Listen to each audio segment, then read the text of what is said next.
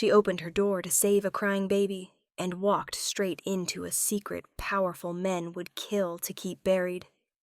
Before we dive into this story, make sure to subscribe so you don't miss the next chapters of this emotional romance.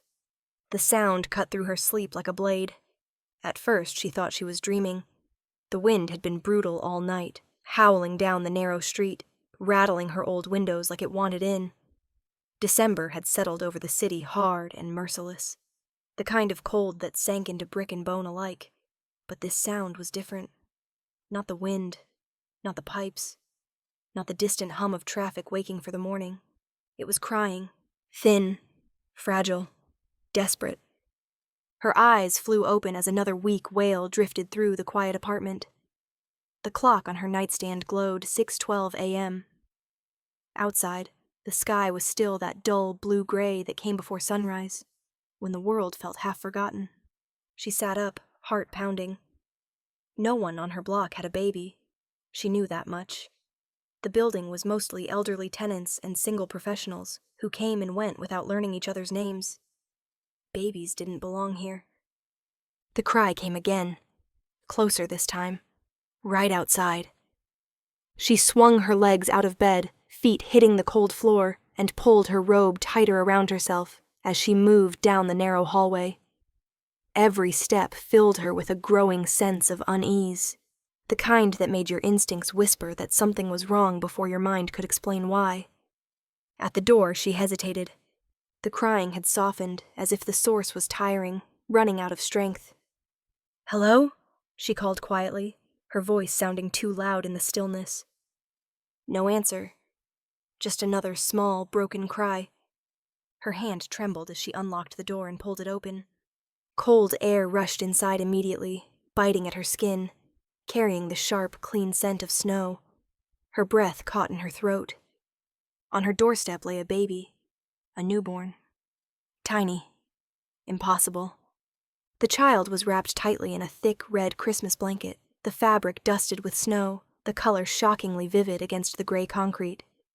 A small knit hat had slipped down over one eye, and a little face, pink from the cold, lips trembling, peeked out from the folds. For a moment she couldn't move, couldn't think. This wasn't real. It couldn't be. Then the baby whimpered again, a weak sound that pierced straight through her chest, and instinct took over.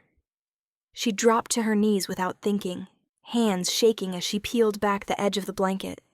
"Oh my God," she whispered. The baby's skin was ice cold beneath her fingers. Panic surged through her.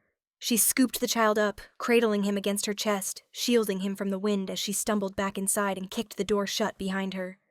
The apartment suddenly felt too small, too quiet, as if it were holding its breath. She carried the baby to the couch, sitting down carefully, pulling the blanket tighter around him and rubbing his tiny back through the fabric. His cries softened, turning into weak, hiccuping breaths as the warmth of her body seeped into him. "Shh, it's okay," she murmured, though she had no idea if that was true. "You're safe. You're okay." Was he? Her mind raced. Who would leave a baby like this, in this cold, on her doorstep? She looked down again, searching desperately for answers.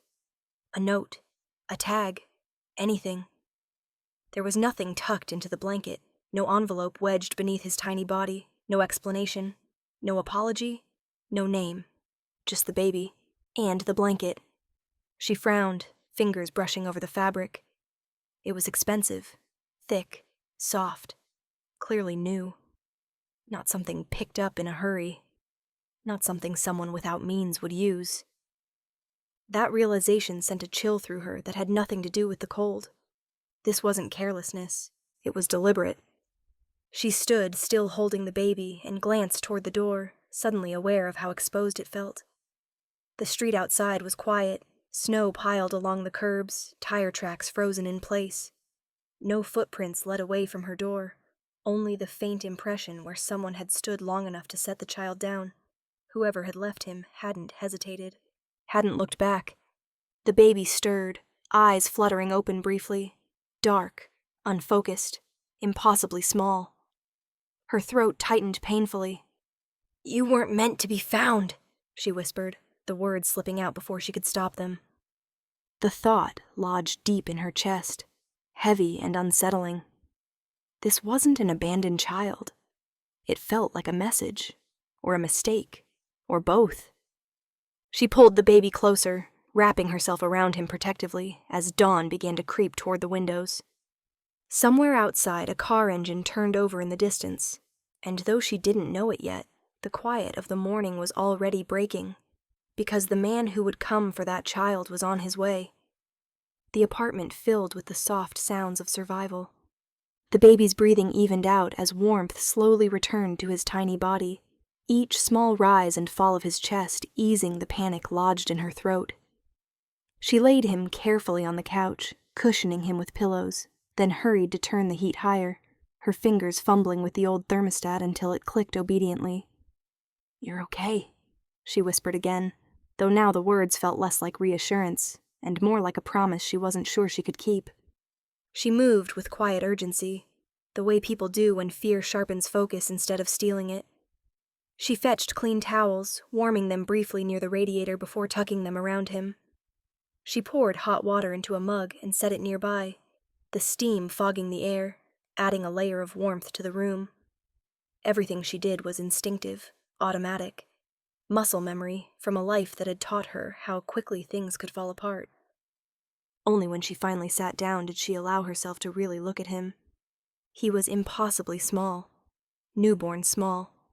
His fingers curled weakly, nails barely formed, skin still carrying that soft, fragile translucence that came from having just arrived in the world.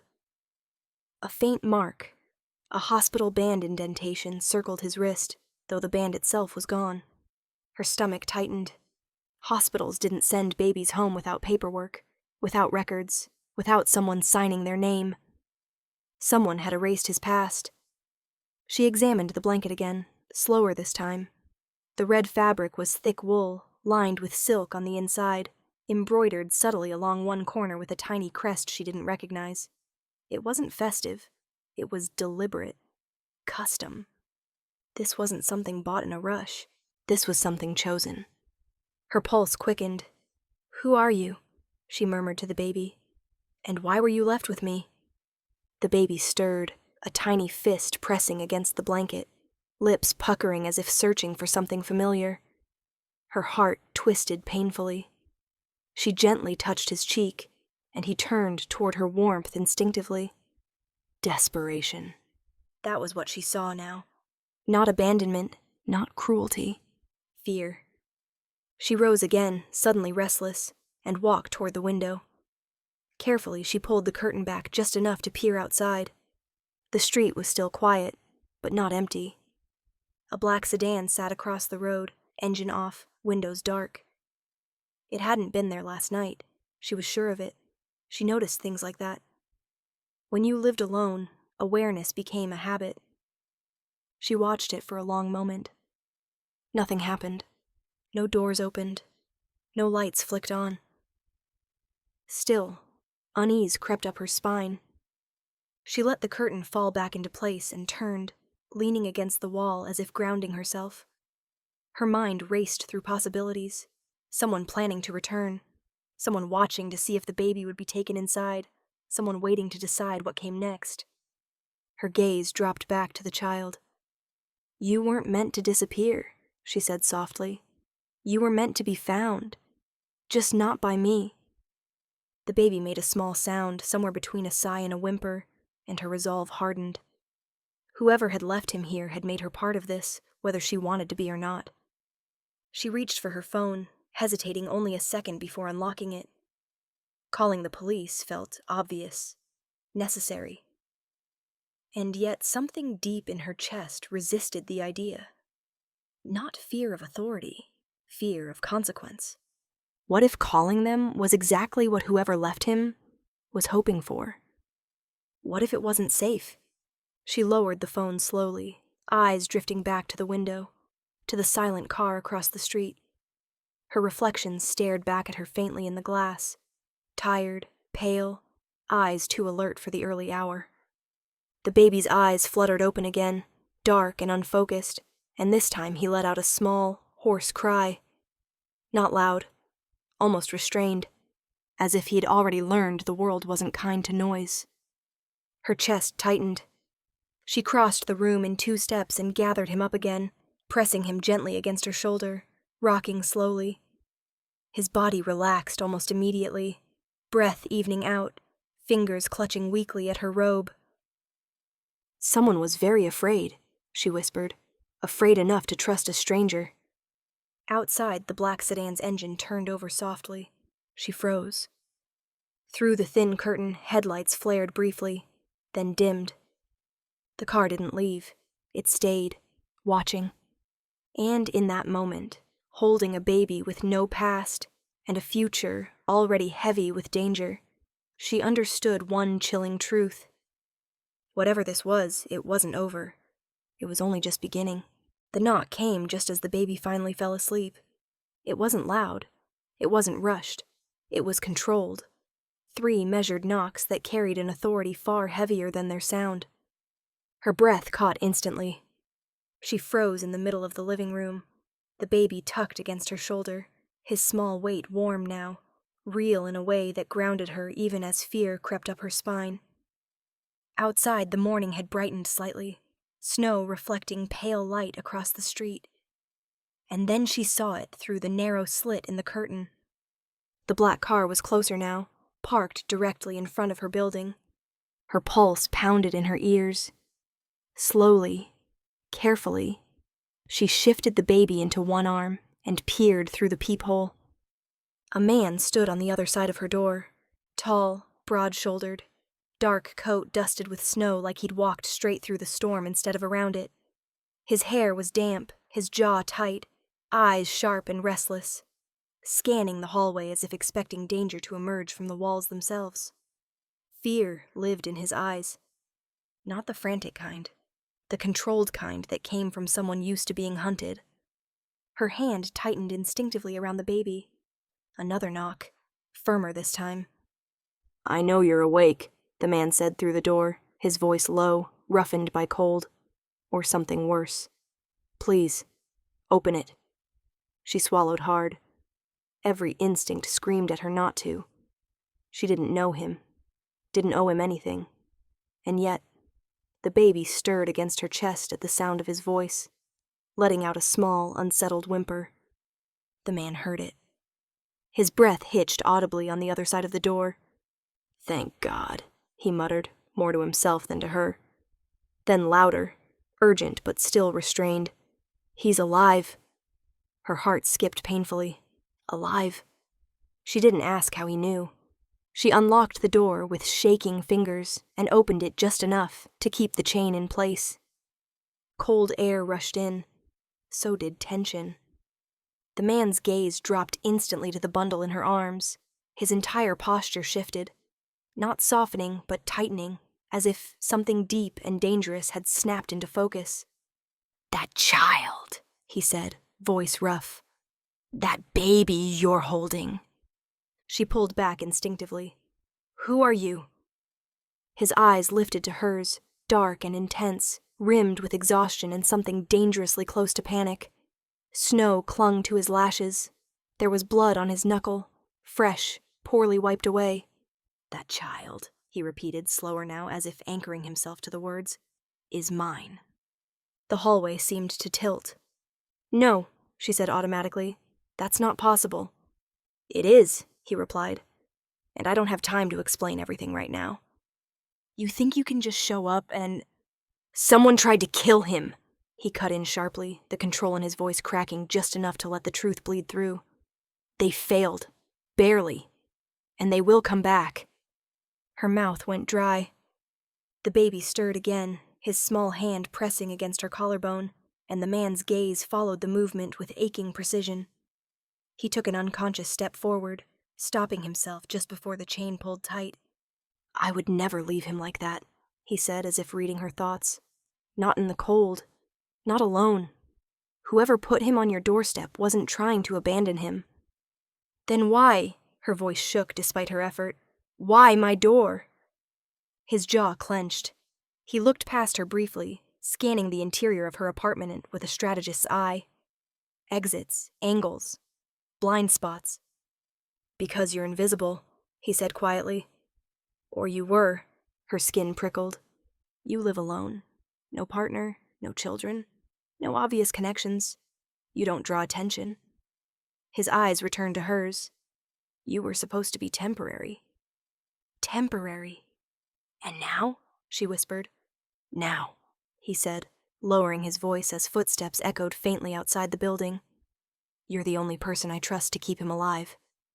She stared at him, at the fear he wasn't hiding anymore, at the way his hands trembled just slightly at his sides. "You're dangerous," she said. "Yes," he agreed without hesitation. "And people like you don't trust strangers." "No," he said softly, "but desperate men make exceptions." The baby whimpered again, and without thinking, she adjusted her hold, rocking gently. The man watched the movement like it was sacred. Snow drifted in behind him from the open stairwell window. Sirens wailed faintly in the distance. "My name is Luca," he said finally. "And if you don't let me in, if you don't listen to what I have to say, then all three of us are already dead." The weight of the moment pressed down on her chest. Slowly she reached up and slid the chain free. The door opened wider, and the man who arrived with the snow stepped into her life, carrying danger, fear, and a truth that would change everything. The moment the door closed behind him, the apartment felt smaller. Not because of his size, though he filled the narrow entryway with an intimidating presence, but because the air itself seemed to tighten, charged with danger that hadn't existed 5 minutes ago. Snow melted slowly from his coat onto the worn hardwood floor, dark droplets marking his path as he took one careful step inside, then another, as if entering enemy territory instead of a stranger's home. She didn't move. The baby was still in her arms, warm and impossibly fragile, his tiny breaths brushing against her collarbone. Instinct had already rewritten the rules of her body. Protect first. Question later. Luca stopped a few feet away, not close enough to reach for the baby, close enough to see every detail of him. For the first time since he'd arrived, the hard control in his expression cracked. "That blanket," he said quietly. "Red. With the stitched star?" Her fingers tightened around the edge of it. "You recognize it?" "I chose it," he replied, "before he was born." Her pulse thudded painfully in her ears. "This doesn't make sense," she said, shaking her head. "If he's your child, why would someone leave him on my doorstep? Why not take him somewhere safe? Somewhere far away?" Luca let out a slow breath, dragged a hand down his face. The exhaustion beneath the danger was suddenly unmistakable. He looked like a man who hadn't slept in days, not from work or worry, but from survival. "They didn't leave him here to save him," he said. "They left him here to hurt me." The words landed like ice water. She stared at him. "That's insane." "Yes," he agreed. "That's how you know it's true." He moved slowly now, deliberately, removing his coat and setting it over the back of a chair instead of dropping it on the floor. Every motion felt calculated, controlled, like a man who lived in a world where mistakes were fatal. "My enemies can't touch me directly anymore," he continued, "not without starting a war that would burn half the city. So they look for other ways, quieter ways." Her arms ached slightly from holding the baby, but she didn't shift him, didn't dare. "They took him from the woman who gave birth to him," Luca said, his voice lowering. "She was protected, hidden, or so I thought." His jaw tightened. "They didn't kill her. That would have been too obvious. Instead, they took the baby and waited." "Waited for what?" she whispered. "For me to realize he was gone," Luca said. "For me to feel powerless, weak, distracted." His eyes lifted to hers, dark and sharp. "A man like me is most dangerous when he has nothing to lose.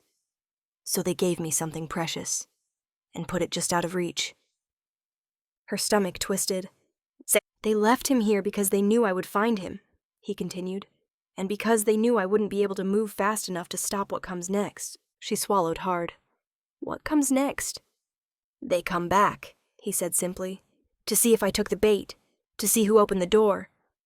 A chill crawled up her spine. You're saying, she said slowly, that they wanted me to find him. Yes. And now? Now, he replied. You're part of it. The baby stirred, his tiny face scrunching before relaxing again, unaware that his existence had just rewritten 2 lives. Her voice trembled despite her effort. Why me? Luca didn't answer immediately. He looked around her apartment again. Really looked this time. The mismatched furniture, the radiator that clicked too loudly, the small stack of unpaid mail on the counter she hadn't had time to open. You weren't supposed to matter, he said. That was the point. Anger sparked through her fear. That's not an answer. No, he admitted. It's a confession. She shifted finally, lowering herself onto the couch, cradling the baby more securely. Luca instinctively stepped back, giving her space, but his eyes never left the child. If they come back, she said quietly, they'll hurt him. Yes, they'll hurt me. Yes, her breath shook. Then why are you here? Why not take him and disappear? Because they're watching me, Luca said. Every move, every car, every associate. If I take him, they'll follow, and wherever I go becomes a battlefield. Silence filled the room, heavy and suffocating. And me? She asked. What am I to them? Luca met her gaze, and for the first time, something almost apologetic surfaced in his eyes. You're the lie they didn't expect, he said. The place they won't look first. Her heart pounded. They left him here to expose my weakness, Luca finished quietly. But you keeping him alive? His jaw tightened. That makes you dangerous to them. Outside, a car engine slowed on the street. Luca's head snapped toward the window. They're not done, he said softly, and now they know someone opened the door. Her arms tightened around the baby, and in that moment she understood the truth beneath his words. This child hadn't been abandoned. He had been delivered, and the war that followed would begin at her doorstep. She sat on the edge of the couch, the baby finally asleep against her chest, his tiny breath steady now, trusting. Too trusting. The kind of trust that made her chest ache with a responsibility she had never asked for, but could no longer imagine setting down. Luca stood by the window, phone pressed to his ear, speaking in a low voice she couldn't fully hear. Italian slipped through occasionally, sharp and controlled, words that sounded like commands rather than conversation. When he ended the call, he didn't turn around right away. He stood there for a long moment, watching the street below as snow continued to fall, erasing footprints almost as fast as they appeared. You said I wasn't supposed to matter, she finally said. But you also said you trusted me. Those 2 things don't belong together. He turned then, slowly. The light from the window cut across his face, highlighting lines of strain she hadn't noticed before. He looked older in that moment. Not in years, but in weight. Like a man carrying memories he never allowed himself to set down. You're right, he said. They don't. She waited. The silence stretched, taut with something unspoken. Why me? She pressed. Out of all the doors in this city, out of all the people who could have found him, why mine? Luca walked closer, stopping a careful distance away, his eyes flicking once to the baby before returning to her face. Because you once saved my life, he said quietly. Her breath caught. That's impossible. So you think, he replied. She shook her head. I've never met you. I would remember. You didn't know who I was, he said, and I didn't look like this. He reached into the inside pocket of his coat and pulled out his phone. With a few swipes, he turned the screen toward her. The photo showed a much younger man, thinner, bruised, sitting on a curb in the rain, blood on his temple, clothes torn, and beside him, blurred, caught mid-motion, was a woman holding an umbrella over his head. Her stomach dropped. That's not... She stopped, staring harder. The woman wore a familiar coat. One she'd owned years ago, before the seams gave out, before life had narrowed into survival and routine. That was 5 years ago, Luca said, outside a hospital on the south side. Her memory stirred, slow and reluctant. A night shift. A storm. A man collapsed near the entrance, bleeding, refusing to go inside. She'd argued with him, had called security, had stayed longer than she should have.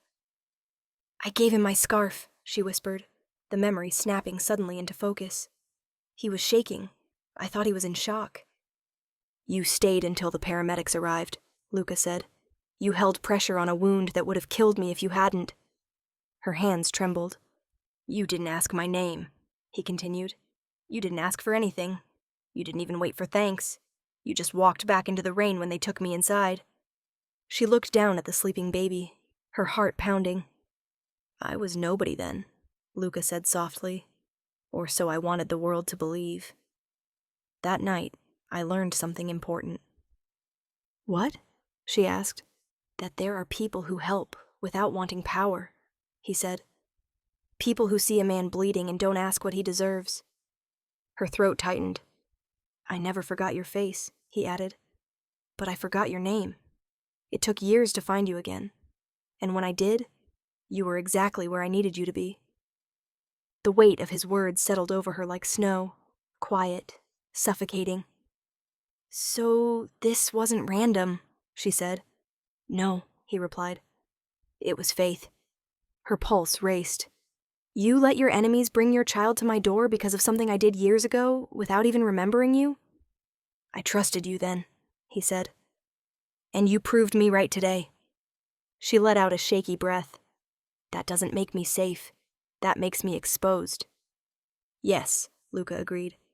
Which is why you're also the last place they'll expect me to leave him. Anger flared through the fear. You chose me without my consent.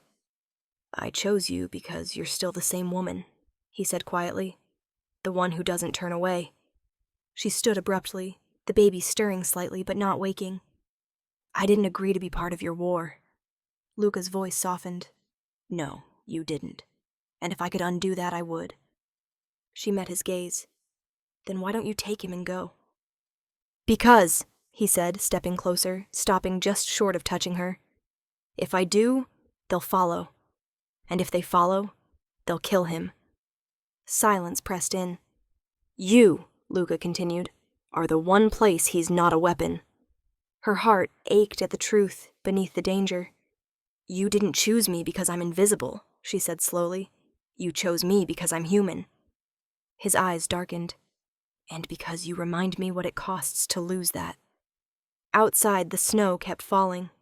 Inside, she realized the truth she could no longer escape. She hadn't just opened her door to a baby. She had reopened a past that made her the safest place a dangerous man had left. By nightfall, her apartment no longer felt like hers. It happened quietly at first. A knock downstairs. Murmured voices through the intercom. Luca moving with purpose, already issuing instructions before she could ask what was happening. When she finally gathered the courage to look out the window, the street had changed. 2 men stood near the entrance of her building, dark coats blending into the shadows, eyes constantly scanning. A black SUV idled across the street, engine running, lights off. Another car turned the corner slowly, then stopped. Her chest tightened. They're yours, she said, more statement than question. Yes, Luca replied. He was calm, maddeningly so, as if armed men appearing outside her home was a natural extension of the evening. For now. For now? She shifted the baby, his baby, against her shoulder, instinctively angling her body away from the windows. You said keeping him here would make us safer because they wouldn't expect it. But now you're turning my building into a fortress. I'm correcting a vulnerability, he said. Her jaw clenched. You're turning my life into a target. He looked at her then, really looked at her, his dark eyes sharp but threaded with something intense and unsettling. Your life was already a target the moment you opened the door. The words hit harder than she expected. Luca stepped closer, lowering his voice. You think I want men outside your home? You think I want strangers with guns near a newborn? His jaw tightened. This is restraint. She laughed softly, bitterly. That's terrifying. Yes, he agreed. It should be. The baby stirred, letting out a small sound, and Luca's entire focus snapped to him instantly. The shift was startling, like watching a weapon power down. He reached out, then stopped himself, hands curling slowly at his sides. He needs a doctor, she said. A real one. He hasn't been checked properly. He has, Luca replied. Twice, quietly. You didn't tell me. I didn't want to alarm you. She stared at him. You think this isn't alarming? Silence stretched between them, taut with unspoken boundaries. Luca finally exhaled slowly, as if recalibrating. You're right, he said. I should have told you. It sounded like an apology. It didn't feel like one. You're making decisions about my home, my safety, this baby, her voice shook despite her effort, without asking me. I can't ask, he said flatly. That's not how trust works. No, he agreed quietly. That's how survival works. She turned away, pacing carefully so as not to wake the baby. The apartment felt too small now, walls pressing in, every sound magnified. She realized with a jolt that Luca hadn't left her side once. Not to sit, not to rest, not even to use the bathroom. He was always watching, listening, calculating. You're not taking him, she said suddenly. You won't even consider moving him somewhere else. Luca's expression hardened. No. Why? She demanded. If you have safe houses, protected places. Because they know those, he cut in. Every single one. Her stomach dropped. They know my habits, my patterns, my assets, he continued. They know where I would hide him. And me? He hesitated, just for a fraction of a second. They don't know you, he said. Not yet. The words didn't reassure her. They chilled her. So I'm camouflage, she said quietly. No, Luca replied immediately. You're an anchor. She turned back to face him. Those don't feel the same. They are when the storm hits, he said. She studied him then, the rigid posture, the barely contained tension, the way his gaze flicked constantly to the windows, the door, the baby. Gratitude radiated from him, yes, but beneath it was something heavier, possessive, fierce. You don't just want to protect us, she said slowly. You want to control everything around us. Yes, he said without hesitation. The honesty stole her breath. Because control is the only thing standing between him and a grave, he added, voice low. And now, between you and one too. Her throat tightened. You're scaring me. I know, he said softly. But fear keeps you alive. She looked down at the baby, at the tiny fingers curled against her sweater, at the trust he gave so freely. And then she looked back at Luca. This can't be forever, she said. You can't own our lives just because you're grateful. Something dark flickered in his eyes. I don't want to own you, he said. I want to keep you breathing. The distinction should have mattered more than it did. Outside, a man shifted his stance. A radio crackled softly. Inside, she realized the truth she'd been avoiding. Luca's protection wasn't just a shield. It was a claim.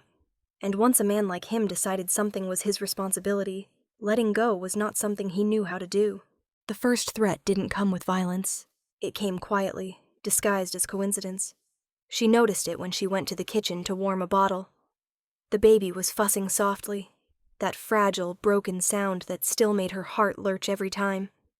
She moved carefully, mindful of the men outside, of Luca standing near the window, pretending not to watch her while actually watching everything. When she reached for the phone on the counter, it was already lit. One unread message, no number, no contact name, just a photo. Her breath caught so sharply it hurt. It was her front door, taken from across the street. The angle was unmistakable. The peeling paint near the frame. The faint crack in the steps she'd nearly tripped over a dozen times. Beneath it, a single line of text. We know where he sleeps. Her hands began to shake. Luca noticed instantly. He crossed the room in 3 long strides, taking the phone gently but firmly from her fingers before she could even speak. His eyes scanned the screen, and in that moment, the last trace of softness drained from his face. "They're early," he said quietly. Her voice came out hoarse. "That was just taken." "Yes." "You said they wouldn't look here." "I said they wouldn't look first." His jaw tightened. "They're faster than I anticipated." Fear surged through her, cold and paralyzing. "What does this mean?" "It means they're escalating," Luca replied, "and they're no longer pretending this is about me." The baby whimpered, sensing the shift in the room, and she pulled him closer instinctively. Luca's gaze followed the movement, something dark and dangerous flickering beneath his control. "They're using him," she whispered. "Yes." "As bait." "As leverage," Luca corrected. The words settled into her chest like lead. She sank onto the couch, clutching the baby, her mind racing. "So anyone who helps him, anyone who keeps him safe, becomes a target." Luca didn't deny it. "That includes me," she said. "Yes." The honesty shattered something inside her. "I didn't choose this," she said, her voice breaking. "I didn't choose to be brave or loyal or whatever you think I am. I just opened a door." "And that," Luca said softly, "is why they'll never understand you." She laughed weakly. "That doesn't make me bulletproof." "No," he agreed. "It makes you dangerous." Her eyes snapped to his. "Don't say that like it's a compliment." "It's a warning," he replied. He turned away, already issuing orders into his phone, his voice clipped, efficient. Men outside shifted positions. Engines started and stopped. Somewhere down the block, a car door slammed. Her home was no longer neutral ground. When Luca finally turned back to her, his expression was grim. "They want a response." "What kind of response?" she asked. "One that proves I understand the message," he said. "One that shows I won't hide." Her stomach dropped. "You mean you." "I mean the baby," Luca said. "They don't care if I live or die right now. They care about control, about reminding me that nothing I love is untouchable." She tightened her arms around the child. "They won't get him." "No," Luca said. "They won't." The certainty in his voice should have comforted her. Instead, it terrified her. "What happens next?" she asked. "They'll test us," he said. "Small moves, surveillance, pressure." His gaze held hers. "They want to see how far you're willing to go for him." Her breath trembled. "And what if I'm not willing?" Luca stepped closer, lowering his voice. "Then they'll make sure you don't get a choice."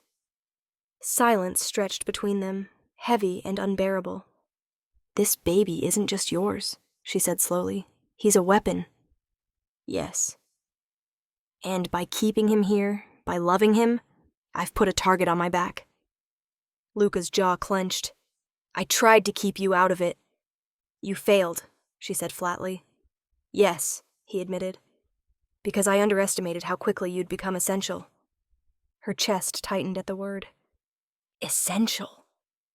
Outside, a car drove past slowly. Too slowly. She flinched. "They're not just watching him," she said. "They're watching me." "Yes." "And if something happens to me," Luca cut her off sharply. "Nothing will. You can't promise that." "No," he said quietly, "but I can make the cost unbearable." The baby stirred again, tiny fingers clutching at her sweater, grounding her in a way nothing else could. She looked down at his face, peaceful and unaware, and something fierce ignited in her chest. "They think he's leverage," she said. "Yes." "Then they don't understand what they've created," she whispered. Luca's eyes darkened as he watched her straighten, resolve replacing fear. "Anyone who comes for him," she continued, "comes through me." A dangerous smile ghosted across Luca's lips. "Welcome to the war," he said softly. And in that moment she understood the truth fully. This baby wasn't just a target. He was a declaration, and by choosing to protect him, She had stepped into a world where innocence had a price, and she was already paying it. The first gunshot shattered the night like glass. She didn't hear it so much as feel it, an invisible udot that slammed into her chest and stole the air from her lungs. The baby jerked awake in her arms, a thin, terrified cry piercing the sudden chaos. Luca was already moving. "Down!" he commanded, his voice sharp and absolute. He crossed the room in a heartbeat, one arm wrapping around her shoulders, forcing her to the floor as another shot rang out. The window exploded inward, glass spraying across the room, snow and night rushing in together. She screamed as Luca twisted his body, turning his back to the broken window, shielding her and the baby with his own frame. Pain flashed across his face, fast and controlled, as a shard of glass sliced into his shoulder. "Don't move," he growled into her hair. "No matter what you hear." Outside, tires screeched. Boots crunched through snow. Voices, low, urgent, coordinated. "They found us," she whispered, her body trembling as she curled instinctively around the baby. "Yes," Luca said grimly, "but they won't take him." He reached into his waistband with one hand, never lifting his body from hers, and drew a gun with the ease of a man who had done this 1,000 times. His other arm tightened around her, anchoring her to the floor. "Stay here," he said. "Cover his head." She obeyed without thinking, pressing the baby against her chest, shielding his face as another gunshot shattered the silence. A bullet tore into the wall above them, spraying plaster. Luca fired back. The sound was deafening in the confined space. He didn't shoot wildly. Each shot was precise, controlled, calculated. A scream echoed from outside, then another. She felt his body tense, felt the shift in him, the predator rising, the man who could end this in blood if he chose to. "Luca," she whispered, terrified. "Please." He heard her. That was the moment everything changed. Footsteps pounded toward the door. Someone shouted orders in a language she didn't recognize. The front lock rattled violently as they tried to force their way in. Luca glanced toward the door, then down at the baby pressed against her chest. His jaw clenched so hard she thought it might crack. He had a choice. She saw it in his eyes. He could step out, draw them away, turn this into what it was always meant to be. Violence answering violence. Revenge for threats. Blood for blood. Or he could stay. He chose them. Luca shifted his body fully over hers, positioning himself between the door and the couch where they lay. He fired again, through the door this time, the shot tearing into wood and flesh. A body hit the ground outside with a dull thud. The lock finally gave way. But before the door could swing open, Luca surged to his feet, slamming it shut again with his shoulder. He shoved a heavy cabinet against it, muscles straining, breath harsh. "Out the back!" he barked at her. "Now!" She scrambled up, clutching the baby, legs shaking as she ran down the narrow hallway. Snow blasted through the shattered back door as she pushed it open, icy wind stealing her breath. Outside, the world was white and red. Blood stained the snow near the alley. A man lay unmoving beside a black car, another dragging himself away, leaving a crimson trail behind him.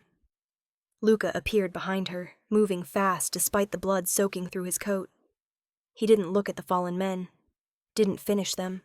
His eyes were only on her, on the baby. A shot rang out from somewhere down the block. Luca spun, firing back without hesitation, then wrapped an arm around her and pulled her into the shadow of the building.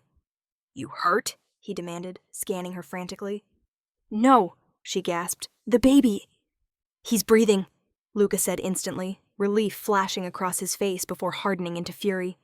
"He's alive." Another car roared to life nearby. Luca fired again, shattering a windshield. The car swerved, crashing into a snowbank. Sirens wailed in the distance, too far, too slow. The attackers retreated, melting into the storm as quickly as they'd come. Silence fell, broken only by the baby's sobs and Luca's ragged breathing. Blood dripped from Luca's arm onto the snow. She stared at him, shaking. "You could have killed them all." "Yes," he said, "and left you exposed."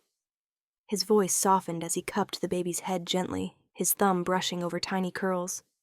I will always choose him. Her throat tightened painfully. They wanted you to chase them, she whispered. Yes. And you didn't. No, Luca said quietly, because they don't matter anymore. She realized then what they had witnessed. Not just violence, but restraint. Not just power, but devotion. The snow continued to fall, covering blood and footprints alike, and in the quiet aftermath, she understood the terrifying truth. For Luca, the war had changed. It was no longer about territory or dominance. It was about his son, and anyone who tried to take him would drown the city in blood, unless protecting that child meant laying his own vengeance aside. That was the man standing before her now, and nothing would ever be the same again. Morning came without light. The snow still fell, softer now, disguising what had happened during the night. Emergency crews had been careful, quiet. Luca's men had handled the rest. By the time dawn pressed weakly against the curtains, there was no sign of blood in the alley, no shattered glass on the sidewalk. Only silence, too clean, too deliberate. She sat at the kitchen table, hands wrapped around a mug she hadn't touched, the baby sleeping in a makeshift crib Luca's people had brought in before sunrise. He looked impossibly peaceful for a child who had nearly been taken in violence meant for his father.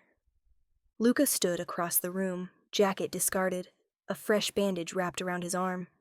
He hadn't slept. She could see it in the way his shoulders stayed tense, in how his eyes tracked every sound, every shadow. He was still guarding, even now. I should take him, he said quietly. The words landed like a blow. She looked up slowly. What? I should take my son and disappear, Luca repeated, before this becomes worse. Her grip tightened around the mug. You just said they'll follow you. They will, he agreed. But they'll stop using you as leverage. Her breath hitched. So that's it. You hand him over to danger and walk away from me. No, he said sharply. I give you your life back. Her laugh was hollow. Is that what this is? A gift? No. Luca stepped closer, stopping on the opposite side of the table. His voice lowered. If you stay, this will never end. There will always be another threat, another shadow, another choice made in blood. She stared at him. You don't think I know that? You didn't choose this, he said. I forced it on you. You didn't force me to protect him, she shot back. I chose that. Yes, Luca said quietly, and that's why I can't let you keep paying for my war. Silence stretched between them, heavy and painful. I can make this go away, he continued. My men will relocate you. New name, new city. You'll never see us again. Her chest tightened painfully at the idea. And him? She asked. Luca's jaw clenched. He comes with me. She stood abruptly, chair scraping against the floor. You think that's easier for me? Handing over a child I've protected, fed, held through the night? He's my son, Luca said, voice raw. And you're not safe with him. And he's not safe without me, she snapped. You think he won't feel it? You think babies don't know when someone disappears? Pain flashed across Luca's face. You think I don't know what this costs? He asked quietly. I buried the woman who gave birth to him. I watched this child become a weapon against me before he could open his eyes. Her voice softened. Then don't make him lose another mother. The word hung between them, fragile and terrifying. Luca closed his eyes briefly, as if steadying himself. I am not asking you to love him. You don't get to decide that, she whispered. He looked at her then, not as a strategist, not as a man used to command, but as someone cornered by his own fear. I'm asking you to walk away, he said, to save yourself. And if I don't, then your life will never be quiet again, he said. You will always be watched, protected, controlled. There will be nights like last night, blood in the snow, guns outside your door. She thought of the baby's small hand clutching her finger, of the way Luca had shielded them with his own body, of the man who had chosen restraint over revenge. You're not really giving me a choice, she said softly. Yes, he replied. I am, and I hate myself for it. She walked to the crib, brushing her fingers over the baby's cheek. He stirred slightly, breathing deep and steady, trusting. I was invisible before, she said quietly. Safe because no one cared. Luca didn't respond. And now, she continued, now I matter. To him, to you, to your enemies. She turned back to face Luca. I can't unsee that. I can't unfeel it. You'll lose yourself, Luca warned, little by little. She met his gaze, steady and unafraid. I already did, and I found something stronger in its place. The room fell silent. Luca's voice was barely audible. If you stay, I won't be able to let you go. I'm not asking you to, she said. Outside, the city remained buried under snow. Quiet. Deceptive. Luca exhaled slowly, the weight of the decision pressing visibly on him. Then this ends one way, he said. With you under my protection, with no illusions. She nodded. I don't want illusions. His gaze dropped to the baby, then back to her. Something like reverence crossed his features. You understand what you're choosing, he said. Yes, she replied. And you still stay? Yes. Luca stepped closer, close enough that she could feel the heat of him, the danger, the certainty. Then nothing about your life will ever be simple again, he said. She didn't hesitate. It never was. And with that, the choice was made. Not with words, but with resolve, neither of them could undo. The snow finally stopped falling sometime before dawn. She noticed it when the silence changed. Not the tense quiet of waiting, but something softer, like the city itself had exhaled. Pale light crept through the window, illuminating the apartment in gentle shades of gray and white. For the first time since the baby had cried on her doorstep, the world didn't feel like it was holding its breath. She stood by the window, the baby cradled against her chest, watching the street below slowly reappear. Footprints emerged where snowplows had passed. A neighbor's door opened across the way. Life, ordinary and stubborn, resumed. Behind her, Luca moved quietly through the apartment. He hadn't slept. Neither had she. Yet the exhaustion between them felt different now. Not panicked, not raw. Settled. Like the aftermath of a storm that had rearranged the landscape instead of destroying it. You should rest, he said softly. She didn't turn. In a minute. The baby shifted, his small mouth opening in a sleepy reflex, and she adjusted him instinctively. The movement felt natural now. Familiar. As if her body had always known how to do this. I keep thinking, she said quietly, that I'll wake up and this will all be some terrible dream. Luca stopped a few steps behind her. And he'll be gone, she finished. You'll be gone, and my life will shrink back to what it was. Silence lingered. Do you want that? Luca asked. She finally turned to face him. He looked different in the morning light. Less sharp, less untouchable. Still dangerous, but human in a way that unsettled her more than the guns and blood had. The man who had walked into her life wrapped in snow and fear was still there, but so was something else now, something quieter, permanent. No, she said honestly, that's what scares me. Luca's gaze dropped to the baby. He wasn't supposed to have this, he said. A home that isn't hidden, arms that don't shake with fear. She stepped closer. Neither were you. His jaw tightened. I don't get to want things. She shook her head gently. You already do. The baby let out a small sound, not quite a cry, and Luca reached out without thinking this time. His finger brushed the child's tiny hand. The baby's fingers closed around it immediately. The sight stole her breath. Luca froze, as if afraid to break the moment. His eyes darkened, not with anger, but with something raw and unguarded. He knows you, she whispered. He shouldn't, Luca replied, voice tight. I don't deserve that. She covered Luca's hand with hers, anchoring it in place. Deserving has nothing to do with it. The baby slept on, trusting, unaware of the blood spilled for him, the threats that still hovered at the edges of their lives. I thought safety meant distance, Luca said quietly. Walls, guards, control. And now? She asked. And now I see it's this, he said. Staying. Her chest tightened. I can't promise you peace, he continued. I can't promise there won't be danger again. She nodded. I know. I can promise you won't face it alone. She met his gaze, steady and unflinching. Neither will you. Something in Luca broke then. Not loudly, not dramatically. Just a small fracture in the armor he'd built over years of survival. He leaned closer, resting his forehead briefly against hers, careful not to wake the baby. I never planned to keep you, he murmured. She smiled faintly. You didn't. Outside, sunlight glinted off melting snow, turning the street into a river of light. The world looked ordinary again, but she knew better now. The baby hadn't just brought danger to her door. He'd brought truth.